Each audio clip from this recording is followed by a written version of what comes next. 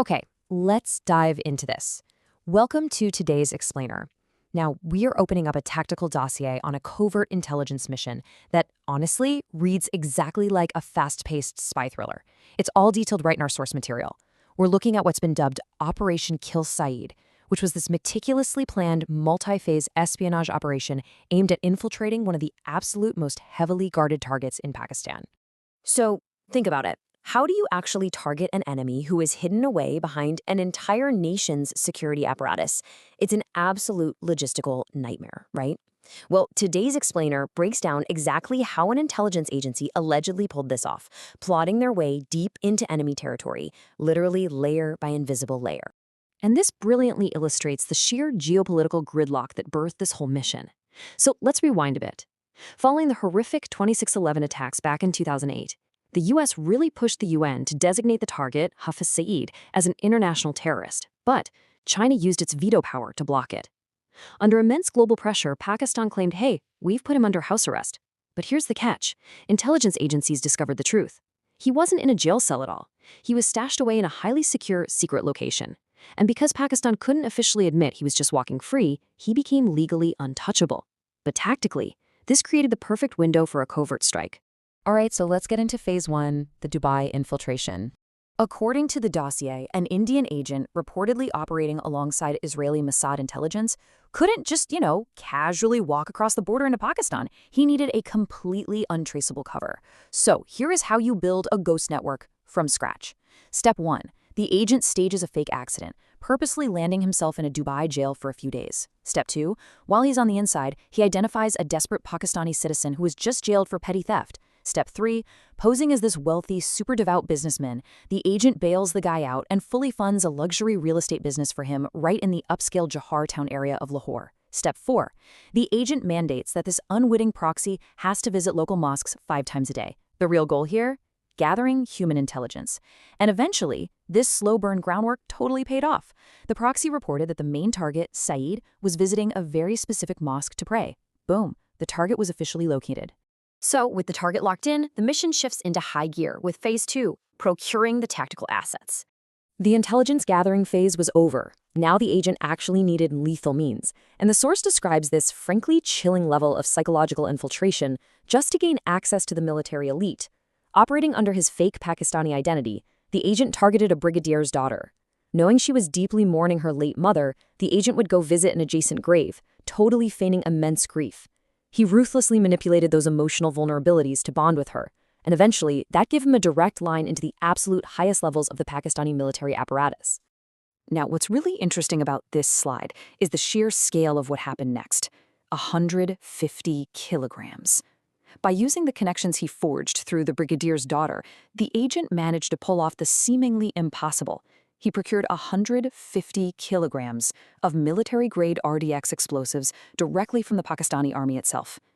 Think about that. He was literally using their own weapons against them. But then comes the delivery problem. How do you move 150 kilograms of RDX through intense, high-level security? Well, you need a capsule. According to the source, capsule is an Afghan intelligence code word for a suicide bomber.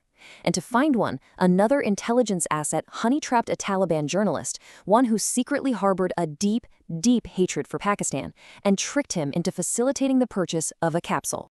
From there, the source details this incredibly disturbing underground rates card. It's basically a twisted menu. On the left, a bomber with just 4 months of training. It's cheaper, sure, but poses a huge tactical risk because they might get cold feet. Develop a sudden desire to live. On the right, you have the premium asset. 3 years of rigorous conditioning, strictly isolated. No TV, no outside contact whatsoever. Just guaranteed detonation. For this mission, tactical necessity absolutely demanded the premium option. There was zero room for error here. The price tag for that absolute certainty? 2 crore. The agent crossed the Turkmen border over into Afghanistan and successfully purchased this highly trained bomber for 2 crore. Locking the final piece of the tactical puzzle right into play. But, as we know, espionage is incredibly volatile. Things go wrong. This brings us to phase 3, eliminating the internal leak. The initial asset, Remember the petty thief turned Lahore real estate proxy? Well, he started getting incredibly suspicious of the whole operation. And fearing he would just panic and leak the mission to the Pakistani Rangers, which is their state paramilitary force, the agency had to make a cold, tactical decision. To protect the overarching mission, the proxy's family was quietly and safely sent away to Dubai first. Once they were completely out of the crossfire, the proxy was permanently neutralized. The leak was plugged. Now the narrative severely accelerates into Phase 4, the Johar Town strike. So, set the scene with me here. The date is locked, June 23, 2021. The location is House 116 in Johar Town, Lahore. You got a vehicle fully loaded with 150 kilograms of military RDX. The Two-Crow bomber is sitting there, ready for immediate deployment. The operation is quite literally seconds away from wiping the target right off the map. But then, right before detonation, a crucial, mission-altering phone call comes in from headquarters, and it changes absolutely everything. Headquarters orders a massive, last-minute reduction in the explosive yield. So ask yourself, why? Why reduce the explosives at the absolute last second? Why intentionally spare the primary target when you have him dead to rights? Well, as Napoleon Bonaparte once said, "I am not afraid of an army of lions led by a sheep. I'm afraid of an army of sheep led by a lion." So, the crucial point is this. Headquarters realized that outright killing the target would just instantly make him a martyr. It would inevitably trigger the rise of a much more ruthless, highly aggressive successor, a lion, so to speak, to take his place. According to the dossier, this resulted in a massive tactical pivot. The entire goal shifted from direct assassination to crippling psychological warfare. The new order? Do not kill the main target. Instead, kill his deputies. Leave him alive, but severely traumatized and paralyzed by the constant agonizing fear that his ultimate sanctuary had been irreparably breached. So they saved the Two-Crow bomber for another day, parked the explosive-laden car right near the gate, and initiated a blast that was specifically meant to terrify rather than assassinate. Let's move to that and see how this builds. The immediate aftermath was devastating. The explosion resulted in 5 to 6 casualties, and crucially, that included the target's trusted right-hand man. The main target himself was hospitalized and deeply traumatized. On top of that, Pakistan's whole lie that he was safely locked away in a prison was completely exposed on the global stage. Right, because the blast blatantly happened at a private residence in Lahore.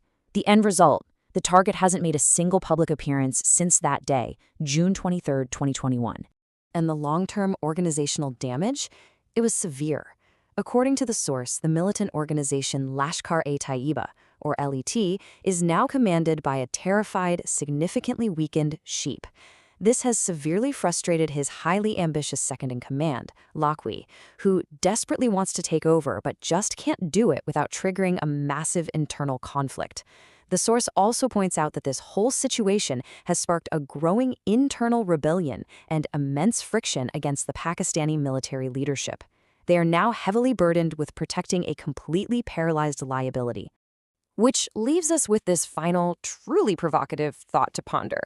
When you're trying to dismantle a massive threat, is a paralyzed, terrified leader actually more useful to your cause than a dead martyr? It is an absolute masterclass in psychological espionage, prioritizing long-term structural collapse over a momentary explosive victory. Thank you so much for joining this deep dive into the tactical mechanics of this operation. Keep analyzing, keep questioning, and I will see you in the next explainer.